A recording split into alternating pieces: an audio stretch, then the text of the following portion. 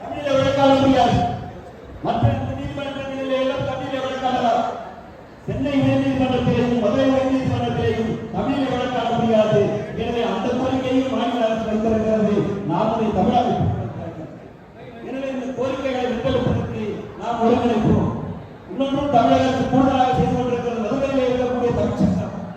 அந்த தமிழ்ச்சங்கம் உலகத்திலே இருக்கக்கூடிய தமிழ் அமைப்புகள் அனைத்தையும் ஒன்றாக இணைப்பதற்காக ஒரு வேலையை நடத்தி கொண்டிருக்கிறார்கள், செய்து கொண்டிருக்கிறார்கள். அந்த அமைப்பிலே நீங்கள் எல்லாம் நம்முடைய தமிழ் அமைப்புகள் எல்லாம் இணைவதற்கான நீங்கள் முயற்சியை எடுத்துக்கொள்ள வேண்டும் என கேட்டு இந்த மாநாடு மிக சிறப்பாக நிகழ்ச்சியானது விழாவானது மிக சிறப்பாக நடத்துவதற்கு ஏற்பாடு செய்து காலையிலிருந்து பார்த்து 2 நாட்களாக பார்க்கிறேன். அந்தமானுடைய தமிழர் சங்கம் தன்னுடைய இல்ல நிகழ்ச்சியை போல செய்து கொண்டிருக்கிறார், மிக சிறப்பாக செய்து கொண்டிருக்கிறார். அவர்கள் அத்துணை பேரையும் இந்த நேரத்தில் பாராட்டுகிறேன்.